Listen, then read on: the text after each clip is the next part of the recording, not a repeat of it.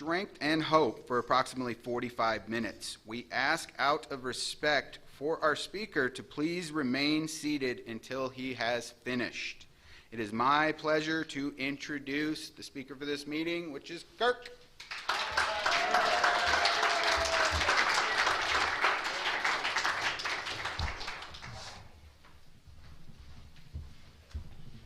Thanks. My name's Kurk. I'm an alcoholic. Hi, Kurk. Live and sober by the grace of God and the loving program and the people of Alcoholics Anonymous. And I'd like to say thank you to all you veterans. You're a lot braver than I am. Thanks for your service. When I got signed up to give this talk, it was at the VA, which is like ginormous with like hundreds of people. And so I was planning on saying that. Anyway, well, I'd like to say that my story is based on a true story.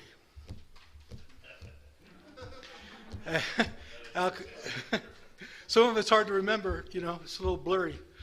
And Alcoholics Anonymous being a program of honesty for liars.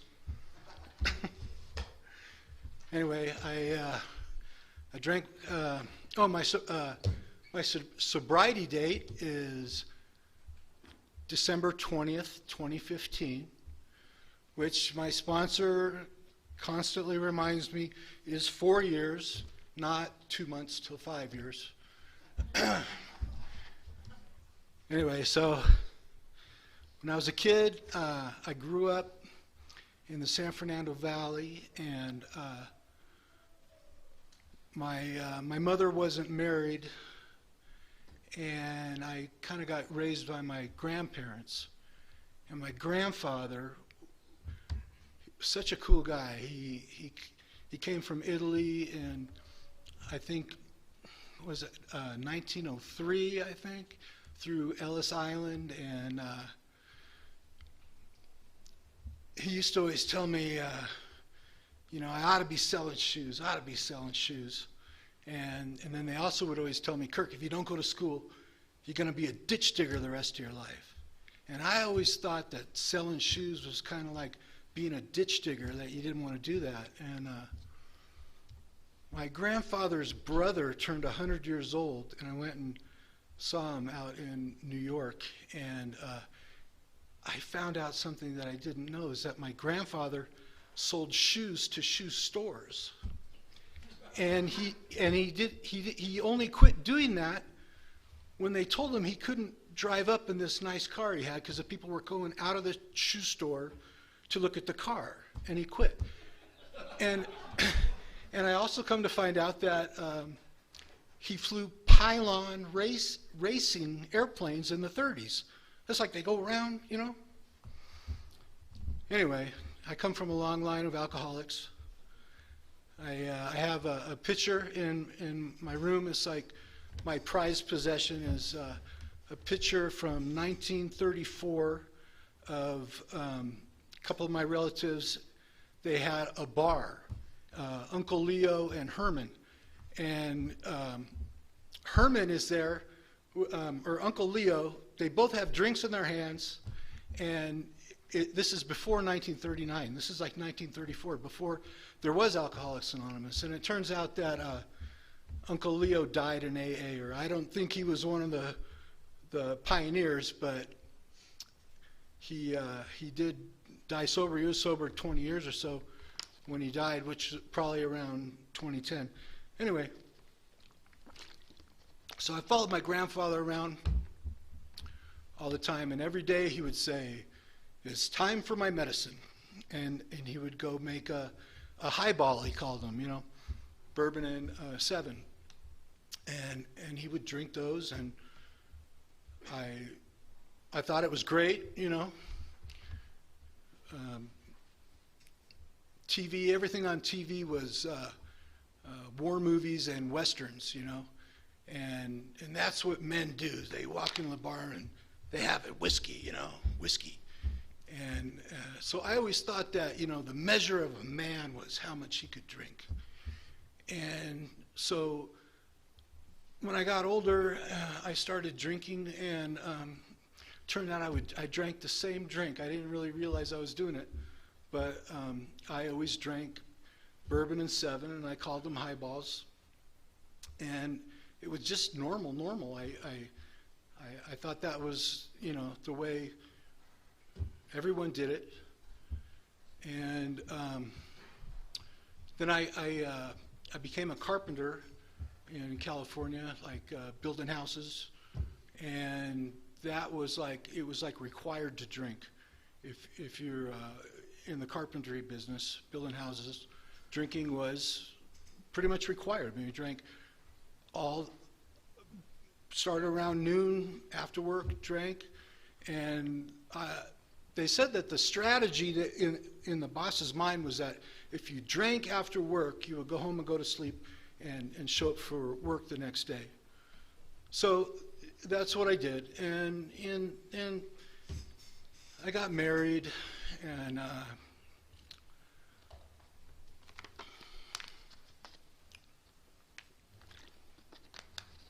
I was married 13 years, 1 month, and I met her in a bar. So when I came home one day and she wasn't there, and hey, Deborah's on Zoom. All right. Well, I didn't think much of it, and when we first started going out, I was fun. We were fun. We did stuff. We did, we went out to dinner. We went canoeing, dancing, all this fun stuff. And by the end of that 13 years, I was a mess. She would come home and I would be passed out drunk on the couch like I was every other night. And so it really came as a surprise to me when she left me and said it was because of my drinking. And, I said, I met you in a bar. What? You got to be kidding me. And I had heard of alcoholism, and I thought I knew what an alcoholic was. Was someone that was on Skid Row, with a bottle, or, I don't know. But so I got her on the phone, and she says, I'm not coming back until you go to rehab. You got to go to rehab. I used to call them rehab. And I finally, after, I don't know, it was about a week, I finally said, okay, I'll go to rehab, but will you be there when I get out? She said, no. And so I showed her. I took my drinking to a new level. Drinking and used drugs too, drugs that I never thought I would ever use. It just came natural. I was just absolutely destroying myself. I mean, it says we're powerless over alcohol and our lives are unmanageable. What my sponsor likes to say is he thinks that they should have said, and my emotions are unmanageable. And, that was the thing. I just felt so hurt. I don't have words to describe the pitiful and incomprehensible demoralization that I had. My wife left me. I had a daughter, We got married in Catholic church, for Christ's sakes, And I played the victim. I was such the victim. I would go into the bar and I would take out the pitchers and spread them out on the bar and say, whiskey, keep them coming, it's an emergency. And, pathetic, just pathetic. And so when I started using the hard drugs, if it wasn't for hard drugs, I'd probably still be just a drunk alcoholic. But the hard drugs got me circling the drain in such a grand fashion, so fast that, my family, they're reaching out to me, saying, my God, you're on drugs. You got to stop this. come to Arizona and, we'll help you, get off drugs. And I got there, and my dad's like, bourbon? And I'm like, yeah. And he had Jack Daniels, and he had Coke there. And me and my dad, both, we were shocked. When they said, he's got to stop drinking too, we were like, what? I never thought that I could live the way I am now today without drinking or taking a drug.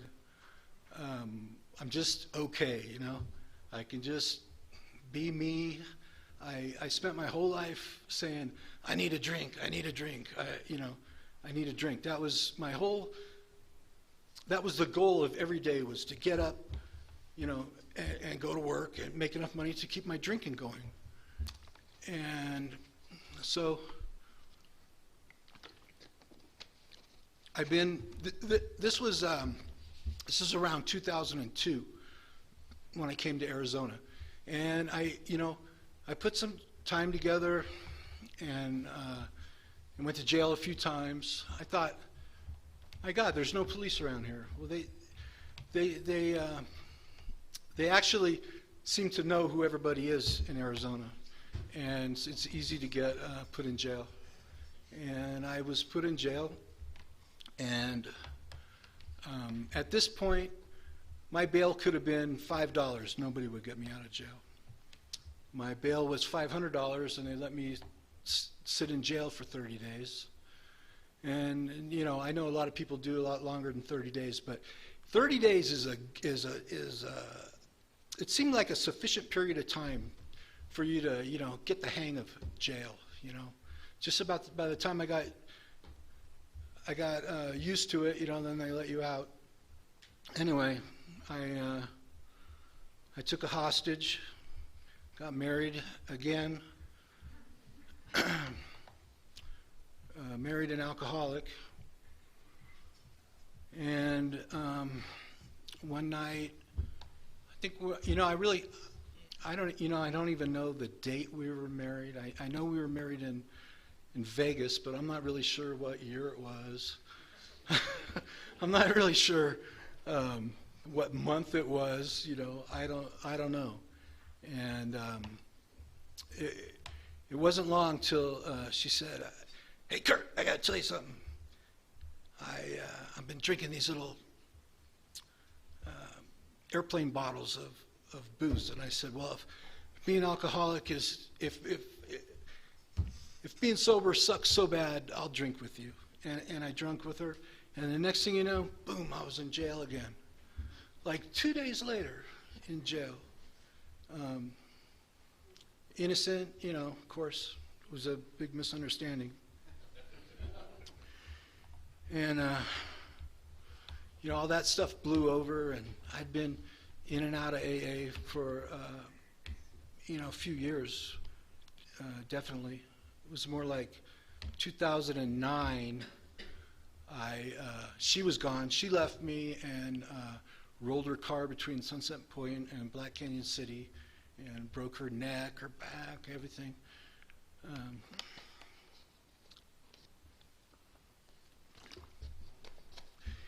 And I was back to drinking, pretty hard. And that where they say, nothing worse than, once you've been in AA and then you go drinking, it's bad. It ruins your drinking. I recommend not calling people in AA to come pick you up at the bar when you're drunk. I did that, and they come and pick you up. And I went to meetings drunk.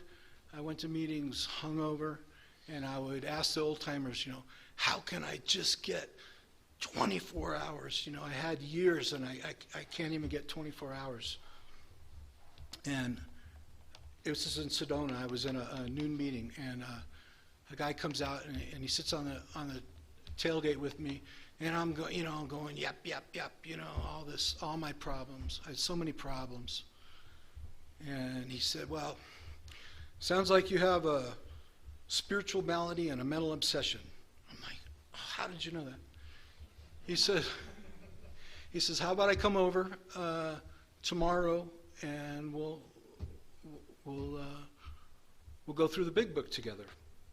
And I told him, I go, man, I got half a bottle of rum in my cupboard, and I'm pretty sure I'm going to drink it. And he says, no problem, drink it, drink it. And then the next day, he came over, and I lived in this beautiful place in Page Springs.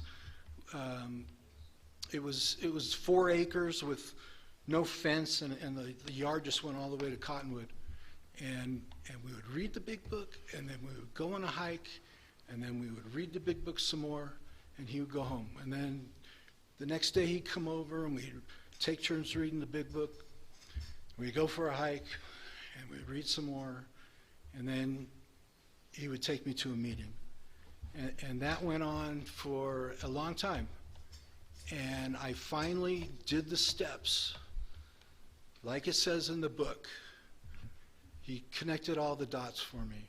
It's like I'd read the book over and over and over, but I never had someone connect the dots to me. Like, it says we had to concede to our innermost selves that we were alcoholic. This is the first step in recovery. I didn't even know what concede meant. I had to look it up in the dictionary, and it says to admit that something is true or correct after first denying it. And what that also means is that I have to be conceded that I'm the kind of alcoholic that there is no plan where I drink that doesn't end in complete disaster. And then the other thing is, and it's always going to be that way. That's the thing they say about men have lost their legs, they never grow new ones. That means it's always going to be that way. And invariably, after every period of sobriety, I got a year. Okay, now I can drink. Right in jail. The persistence of the illusion is astonishing. It sure is. And I don't know what happened, but, well, I know it happened. I went back to drinking, so I was getting sober. Rich is coming over every day, and we're doing the steps. And he says, now, Kirk, don't you prey on these women in AA, because it's life or death for them. Why don't you go on Match.com? That's what we do in New York. And I'm like, really? And I got on these, internet dating sites, and this is how I got over to Prescott, really.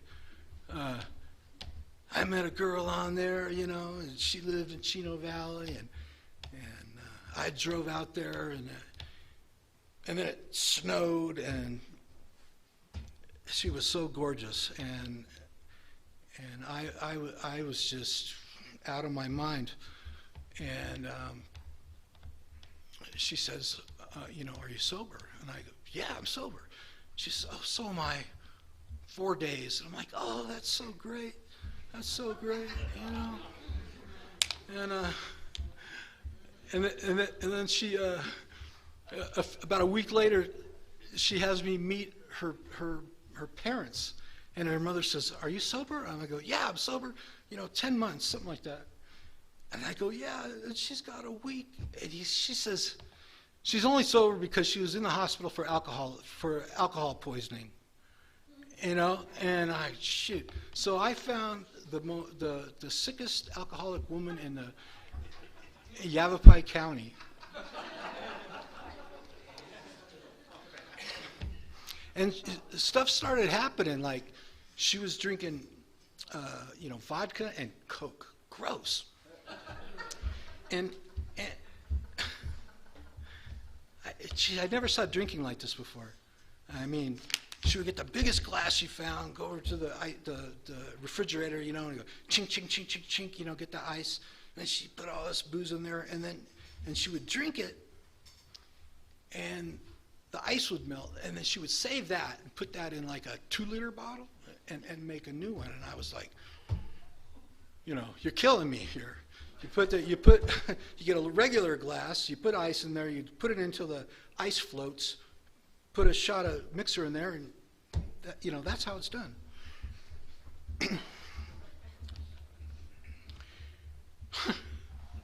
Anyway, what was happening was I was drinking Coke, just plain, right? And our glasses would get mixed up. And I would take a drink, and I'd go, oh, my God. Yeah, and I would call my sponsor, go, oh, fuck, I took a drink, and, and he would say, well, that's okay, because you didn't have the mental obsession. It was an accident. That didn't count. Don't drink anymore. And then one time, I was drinking Gatorade, and there was some deal with, I don't know, parents' flat tire or something, and I had this Gatorade, and I took a drink, and it had vodka in it. I'm like, oh my God! I thought she, I don't know what I thought, but then the next one I grabbed, I got them switched, right? They both had vodka in there. I'm drinking that other one down, I couldn't get it the taste out of my mouth, and I was drunk, and that didn't go good. And I ended up, after like 3 years of just chaos, I don't know. I've been married twice, and the coolest thing is they had always said to me, Kurt, you'll spend a whole year by yourself, and you're going to learn to like yourself, and and then find somebody. And I was like, well, that doesn't apply to me. That's not in the big book. And anyway, that's one of the coolest things that I have now, is that I live alone, and I like it. I like not having a girlfriend. I never thought it would be so great, but I like it. And I'm working on myself, trying to anyway. Gained about 15 pounds. I don't know if anybody else has gained weight with all this lockdown stuff. So I think like, I'm going to go hike downtown and back, and because if there was a girl that was a little overweight and she went and was walking, I would like that. So I start doing the things, like I'm trying to become the girl I would be attracted to. I don't know. Probably dreaming. But so I got in trouble down. I left her and I went down to Tucson, and I got in so much trouble down in Tucson. Just like beyond belief trouble in Tucson. Like getting caught with tens of pounds of marijuana at the border, and being arrested by Homeland Security and in a little cell, and I said a prayer. I go, okay, so this is what you've been preparing me for, is spend the rest of my life in prison, which is what I thought that would be the penalty for it. And it just seemed like I said the prayer, and then they said, okay, you can go. And I couldn't believe it. That was a burning bush experience like I just couldn't believe. Sure, they had a couple of questions that they wanted me to answer, and I did, but they just let me go. They said, we suggest you go north. And just tell them, if you see any of those people, tell them that we let you go because we couldn't take you being such a heroin addict, So anyway, I ended up at Community Bridges. I don't know if anybody been to Community Bridges. That is a nice place. That is really. I had lost my truck. So I got my contractor's license back on, big shot in Sedona, and get married again and all this. And I got drunk. She got smart and left me. And I come over here for a while. And I had nothing. I was at Community Bridges I had like a little sack with like maybe one change of clothes, and I had this old cell phone, and it rings. And it's her here in Chino Valley. And this is like a couple of years after I left her.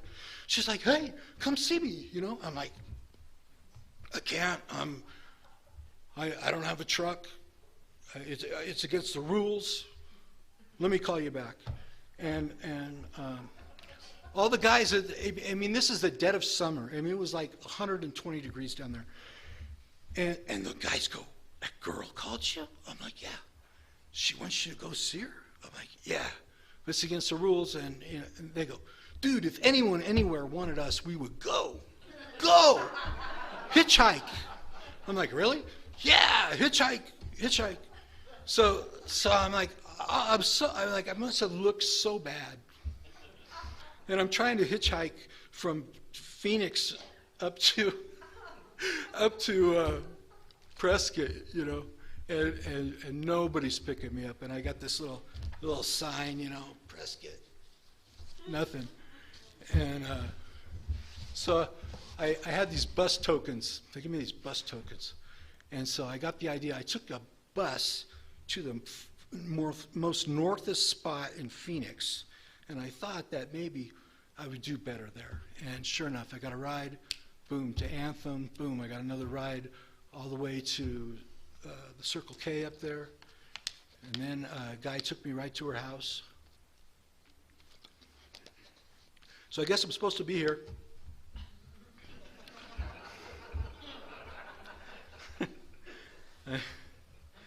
And I tell you, that didn't last very long.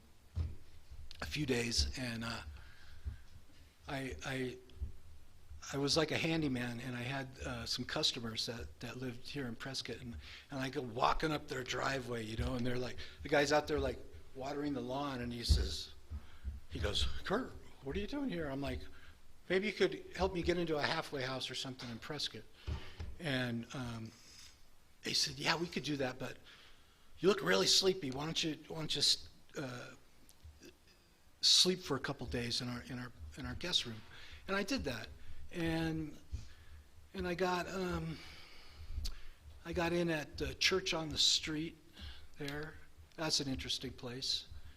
And at this point, I knew that I needed to stop drinking, and I had charges too. I had some charges. I picked up some charges, drug charges, and after that, I went to Prescott Sober Living. What happened was I was pushing a bicycle drunk down Whiskey Row, and a guy comes out of the bird cage and says, I'm playing guitar in there in 15 minutes. And I says, so what? He says, I'm on vacation.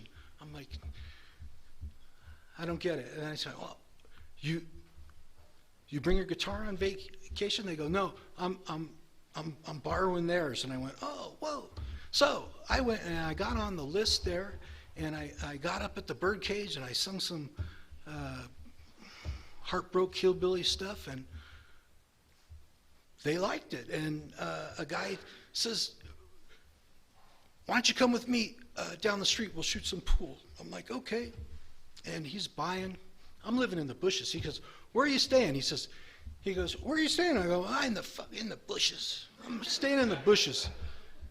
And he says, you're with me. And I go to his house, and I didn't drink.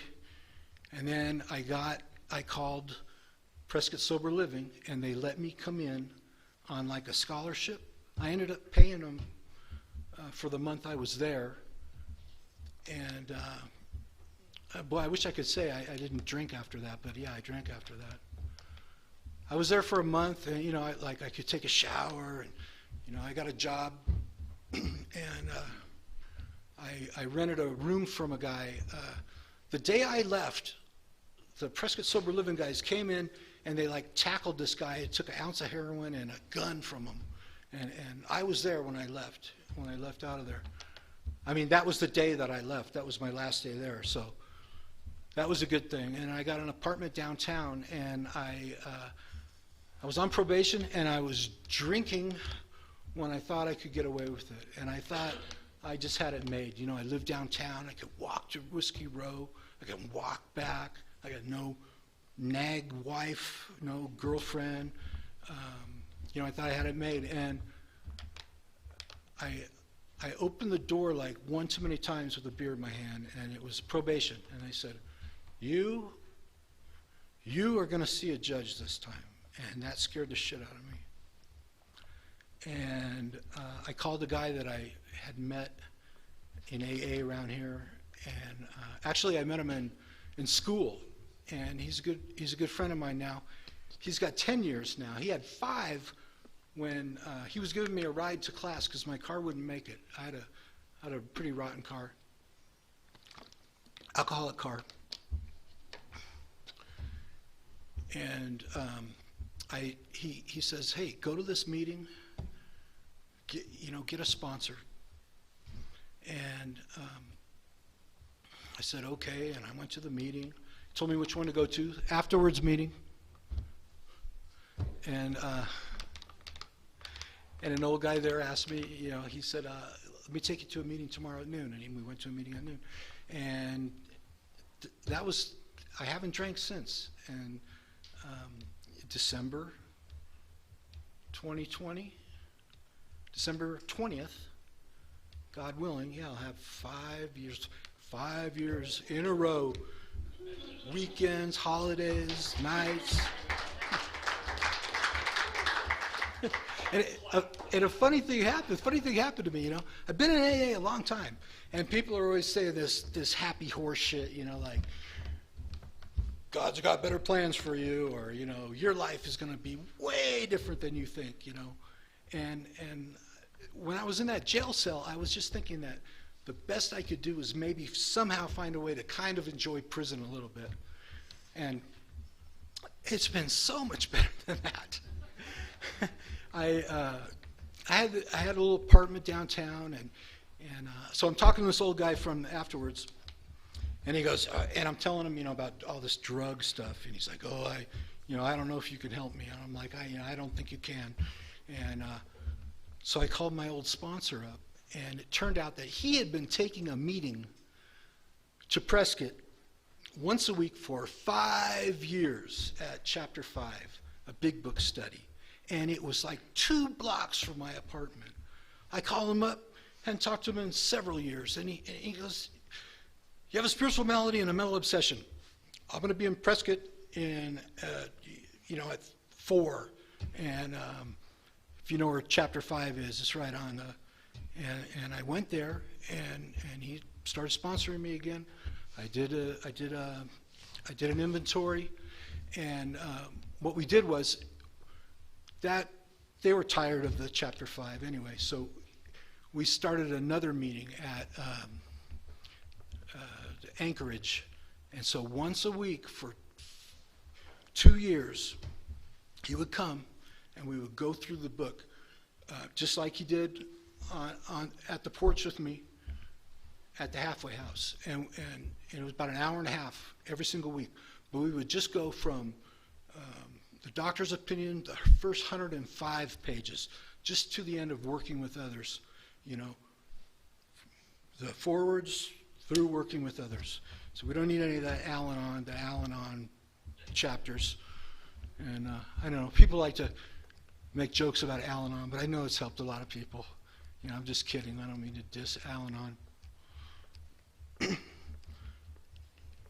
But right before my wife left me that first time, she was listening to a lady that was in Al-Anon, so might have a little unresolved resentment about that. But like my whole life, I was always in such fear. I had such anxiety and fear. When I was first married, I was married 13 years, 1 month. Who's counting? And I had all these guns. And before that, I joined this karate school. So I'm building these houses. I'm going to karate school 3 nights a week. And for years, and drinking, like I wouldn't drink. My plan was like I couldn't stop drinking. I go, if I join that karate school, I'm not going to drink because they'll beat the hell out of me. So I started doing it, and all it did was postpone my drinking till after karate, like 11 o'clock at night. But I was in so much fear, and that's one of the coolest things that I learned in AA is not being in fear. What would be a better way? We trust and reliance on God. What a concept. No one ever had ever said anything. No one ever said that to me. Trust and rely on God. Now I'm a felon, so I can't have a gun, and it's like a good thing. I'm not walking around in fear anymore. I fear, well, if there's some problem with a gun, I don't know. I'll just take it from them, or I'll hide from under it. I'm going to do something, but I'm going to be moving. I'm not going to stand there and get shot, but I don't worry about it. When I had a wife and a daughter, I went nowhere without a gun. Just on the off chance that it might come in handy. And that's one of the things I've found in AA, complete freedom. And so I have this apartment downtown, and I've been living there, and I'm getting sober. And the landlord comes and he says, I'm going to raise your rent on September, $200 in September, $200 in October, and another $200 in December. And I was like, shit, Merry Christmas, And I called this girl to get a date, and I was thinking that the best I could possibly do was like rent another room from somebody in some other shitty apartment downtown. And I ended up taking over that apartment. He got off parole, and I became the shot caller, as the guy called it. He'd call me up. How do you like the shot caller's room, Kurt? I'm like, that's pretty good.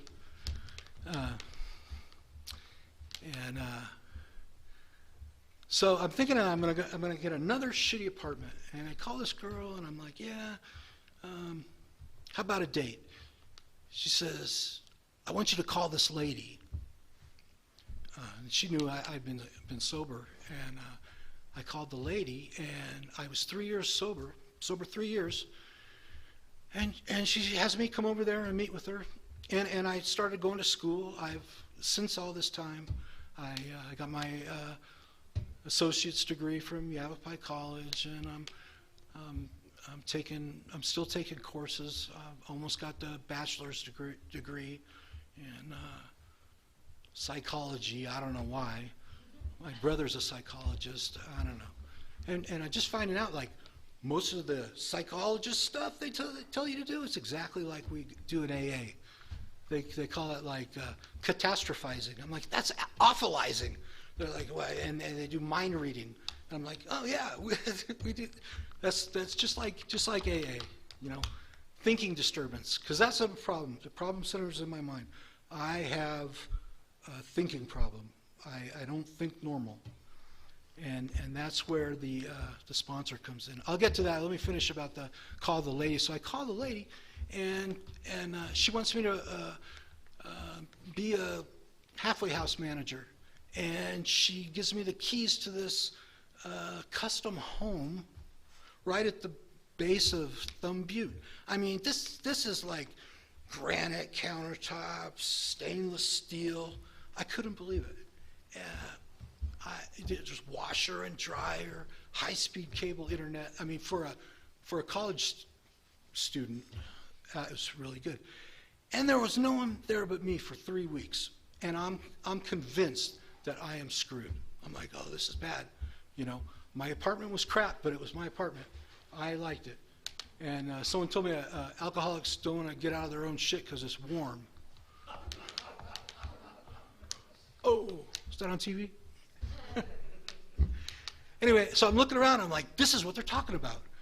That God is doing for you what you can't do for yourself. I couldn't believe it. I couldn't get my head around it.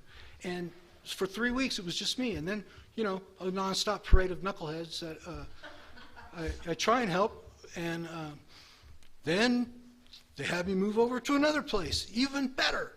You know, garage door opener, big house, granite, stainless steel, all this stuff. And I've been working for this lady now. In September it was 2 years. But now I live in $1 million house. I mean, I'm not kidding. It's on the top of a hill. It is ginormous.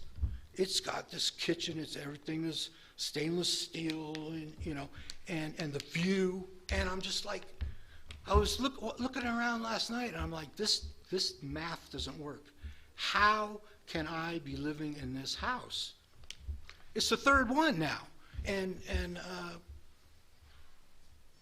you know, it just seems like now my path is just unfolded in front of me, where my whole life I was trying to, you know, I was trying to get an angle, you know, I was always up to no good, you know, trying to control and you know, I didn't trust and reliance on God.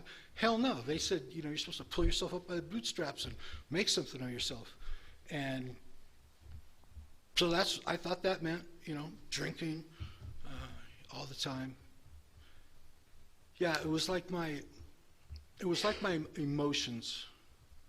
I couldn't control my emotions, you know. I was a prey of misery and depression. I couldn't seem to make a living. I wasn't of any help to anyone. And now I'm really living just such a cool life. And so I've been really big in AA, you know, except for now it's been kind of weird. But we kept the Rarely group going. Patrick got me a job at the Rarely group like 4 years ago. I'm still sober. Every Wednesday I'm back in there doing the recording, and I was in Dallas, and I had this recording of this guy, Otto M, and I just love this recording. And they said he's from Plano, and I was in Plano, Texas at an AA meeting, and I'm like, do any of you guys know this guy, Otto? And they go, hell yeah.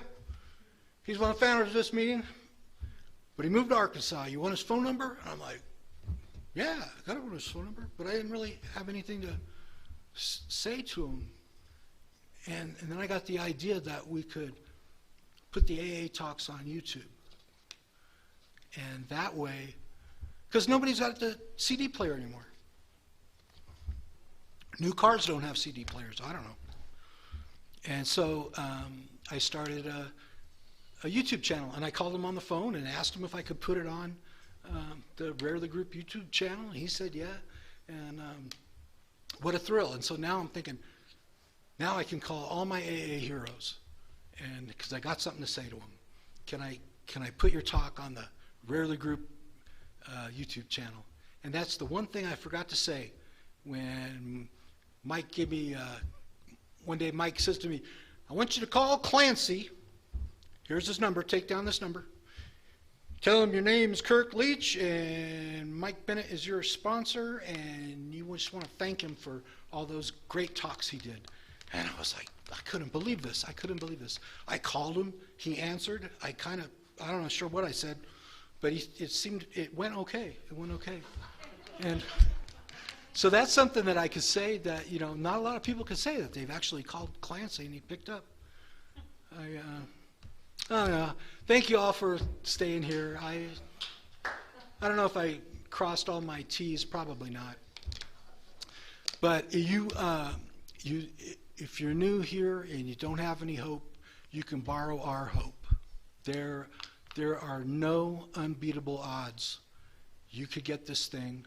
Just don't drink, one day at a time. Come in, sit all the way down, get to know us, and it won't be long. You'll be not drinking and happy that you're not drinking. I never thought that would happen for me, but I've found a way of living that's just way better than anything I could have thought of. Thank you.